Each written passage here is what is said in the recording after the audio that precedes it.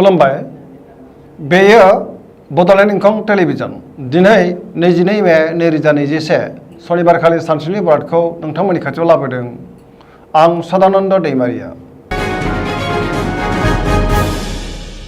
सिगां फरायथिनो लादों मेष राशि गिबि हांखो अ ल दिनैनि साना जोबोर मोजां गुबुननि अनसायनाय मोननानै गोसोखौ दिनै जोबोर गोजोननाय मोनगोन गोसोनि बोलोआ बांगोन देहाया दिनै मोजाङै थागोन अब्लाबो नाथाय जानाय लोंनायाव सांग्रां जानाया गाहाम मोननो गोनां धोनखौ दिनै मोननो हागोन रांखावरियाव जोबोर मोजां होनजायो बेफार फालांगियाव मोजां मुलाम्फा मोननो हागोन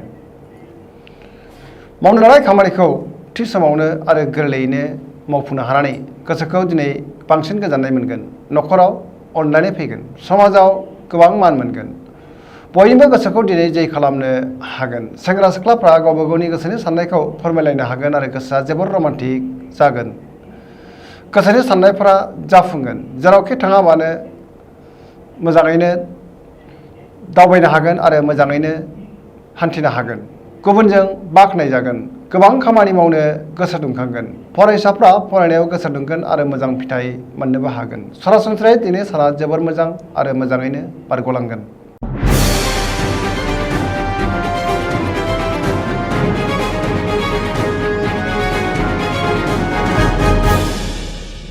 वृष राशि गिबि हांखो इ उ ब दिनैनि साना मोजां आरो गाज्रिनि गेजेरजों बाबेरलांगोन गोसोखौ जोबोर गलाय गुजाय मोनगोन सोरबा मोजां मोननायजों एना एनि जानोबो हागौ गोसोआव दुखु होगोन लाइमोनफोरनि गोसोआ दिनै जोबोर आला खाला जागोन मावनो लानाय खामानिखौ थि समावनो मावफुंनो हागोन रांखावरियाव मोजां बेफार फालांगियावबो मोजां होनजायो न'खराव बिसि फिसायनि गेजेराव एना एनि फैनो हागौ देहाया दिनै मोजाङै थागोन महर मोखाङाव साबस्रांनाय फैगोन जायखि खामानि मावा मानो मोजाङैनो मावफुंनो हागोन नाथाय गोबां जेंनाबो नुजाथिगोन सोरबा लोगोनिफ्राय गाज्रि खौरां मोननो हागौ सेंग्रा सिख्लाफ्रा गोसोखौ जोबोर आला खाला मोननानै दिनै जेरावबो थांनो गोसो जानाय नङा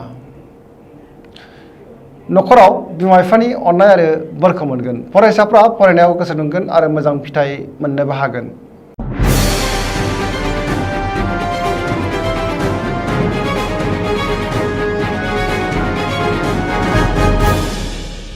मिथुन राशि गिबि हांखो ख स दिनैनि साना बारा मोजां नङा गोसोखौ जोबोर उसुखुथु मोनगोन सोरबा लोगोनिफ्राय हरखाबै गाज्रि खौरां मोननो हागौ नेगेटिभ एनार्जिनि गोहोम गोग्लैगोन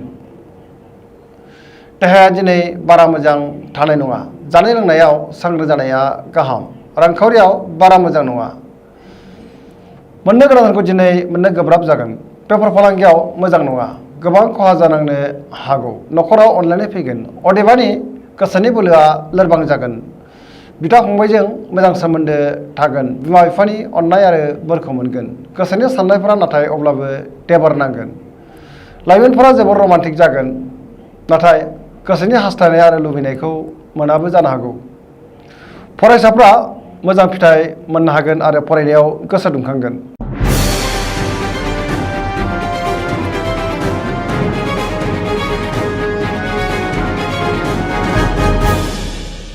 कर्कट राशि गिबि हांखो ड ड ह दिनैनि साना जोबोर मोजां गोसोखौ दिनै जोबोर गोजोननाय मोनगोन मावनो लानाय खामानिखौ थि समावनो मावफुंनो हागोन रांखावरियाव जोबोर मोजां होनजायो अदेबानि खरसायाबो बांगोन मोननो गोनां धोनखौ दिनै मोननो हागोन बेफार फालांगियाव जोबोर मोजां मुलाम्फा मोननो हागोन देहाया दिनै मोजाङै थागोन अब्लाबो जानाय लोंनायाव सांग्रां जानाया गाहाम पजिटिभ एनार्जिनि गोहोम गोग्लैगोन गुबुननि हेफाजाब मोननो हागोन न'खराव बिसि फिसायनि गेजेराव अनलायनाय फैगोन बिदा फंबायनि हेफाजाब मोनगोन बिमा बिफानि अननाय आरो बोर मोनगोन फरायसाफ्रा मोजां खौरां मोननो हागोन आरो फरायनायाव मोजां फिथाइबो मोनगोन गुबुनजों गोरोबनो रोंगोन बहाबा थांनांगौब्ला दिनै जोबोर मोजां आरो मोजाङैनो हान्थिनो हागोन लाइमोनफोरनि गोसोआ जोबोर रमान्टिक जागोन आरो गावबा गावनि गोसोनि साननायखौ फोरमायलायनोबो हागोन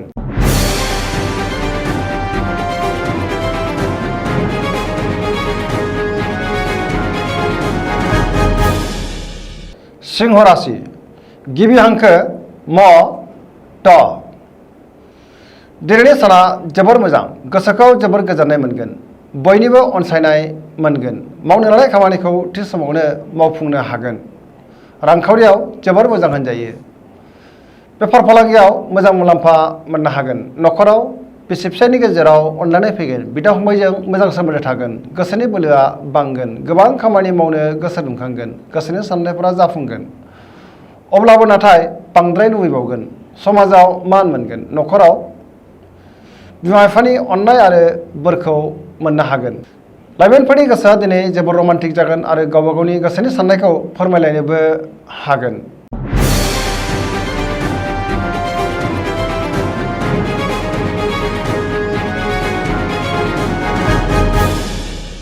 कन्या राशि गिबि हांखो प ट दिनैनि साना जोबोर मोजां बयजोंबो गोरोबनानै खामानि मावनो रोंगोन गुबुनजों मोजां सोमोन्दो थागोन गोसोनि बोलोआ बांगोन गोसोखौ दिनै जोबोर गोजोननाय मोनगोन सोरबा लोगोनिफ्राय मोजां खौरां फैनो हागौ गोबां खामानियाव मुखुब थागोन समाजाव गोबां मान मोनगोन सिगांनि बबेबा आद्रा खामानिखौ दिनै मावफुंनो हागोन गुबुननि गोसोखौ गोरलैयैनो बोनो हागोन रांखावरियाव जोबोर मोजां अब्लाबो नाथाय खरसायाबो बांगोन बेफार फालांगियाव मोजां मुलाम्फा मोननो हागोन देहाया दिनै मोजाङै थागोन अब्लाबो जानाय लोंनायाव सांग्रां जानाया गाहाम न'खराव बिसि फिसायनि गेजेराव अनलायनाय फैगोन बिदा फंबायनि हेफाजाब मोनगोन मावनो लानाय खामानिखौ थि समावनो मावफुंनो हागोन सेंग्रा सिख्लाफ्रा गोसोखौ जोबोर रमान्टिक मोनगोन आरो गावबा गावनि गोसोनि साननायखौ फोरमायलायनोबो हागोन फरायसाफ्रा फरायनायाव गोसो दुंगोन आरो मोजां फिथाइ मोननोबो हागोन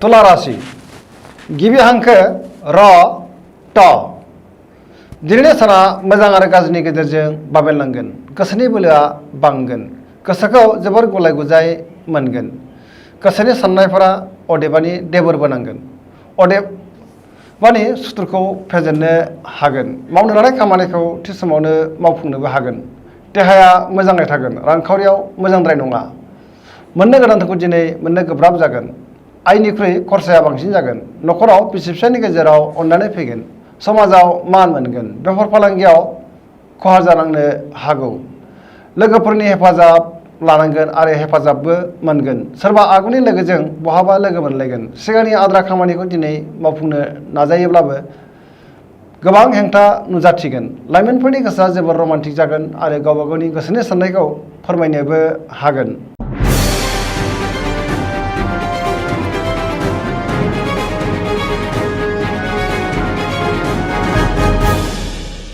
वृश्चिक राशि गिबि हांखो न स दिनैनि साना जोबोर मोजां समाजाव गोबां मान मोनगोन बयजोंबो अनसायजागोन गोसोखौ दिनै जोबोर गोजोननाय मोनगोन सोरबा लोगोनिफ्राय मोजां खौरां मोनगोन मावनो लानाय खामानिखौ थि समावनो आरो गोरलैयैनो मावफुंनो हागोन गोसोनि साननाया जाफुंगोन न'खराव दिनै अनलायनाय फैगोन बिमा बिफाजों मोजां सोमोन्दो थागोन रांखावरियाव जोबोर मोजां होनजायो मोननो गोनांफोरखौ दिनै मोननो हागोन बेफार फालांगियावबो मोजां मुलाम्फा मोनगोन देहाया दिनै मोजाङै थागोन अब्लाबो नाथाय जानाय लोंनायाव सांग्रां जानाया गाहाम गुबुनजों जोबोर मोजां मोनजागोन बयजोंबो अनजासोगारगोन लोगोफोरनि हेफाजाब मोनगोन गोसोआ दिनै जोबोर रमान्टिक जागोन बिमा बिफानि बोर मोननानै गोसोखौ दिनै बांसिन गोजोननाय मोनगोन फरायसाफ्रा फरायनायाव गोसो दुंखांगोन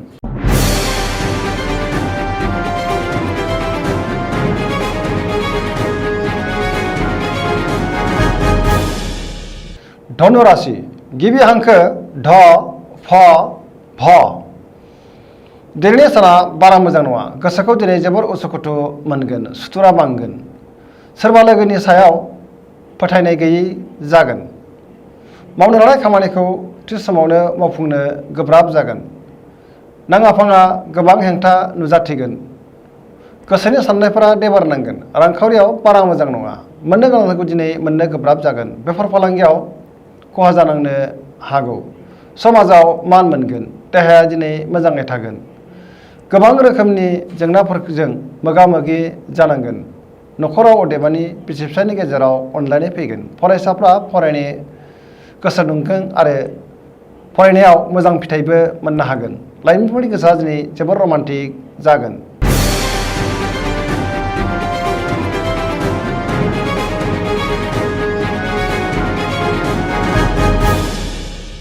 मकर राशि गिबि हांखो ख ज।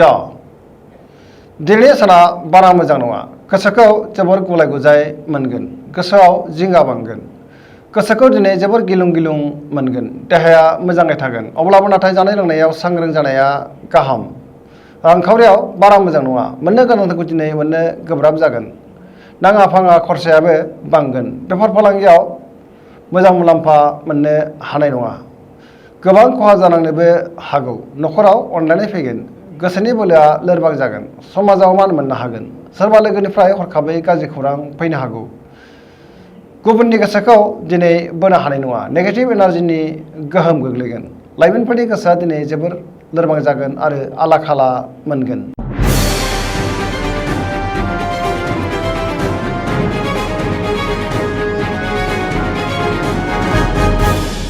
कुम्भ राशि गिबि हांखो ग स स।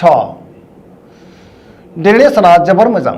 गोसोखौ जोबोर गोजोननाय मोनगोन। गोबां मोजां खाबु फैगोन। गोसोआ दिनै जोबोर रमान्टिक जागोन। मावनो लानाय खामानिखौ थि समावनो आरो गोरलैयैनो मावफुंनो हागोन। समाजाव गोबां मान मोनगोन। रांखावरियाव जोबोर मोजां। बेफार फालांगियाव मोजां मुलाम्फा मोननो हागोन। देहाया दिनै मोजाङै थागोन। न'खराव अनलायनाय फैगोन। सोरबा लोगोनिफ्राय मोजां खौरां मोनगोन। गोसोनि साननायफोरा जाफुंगोन। सेंग्रा सिख्लाफ्रा गोसोनि साननायखौ फोरमायलायनोबो हागोन। फरायसाफ्रा फरायनायाव गोसो दुंखांगोन आरो मोजां फिथाइ मोननो हागोन।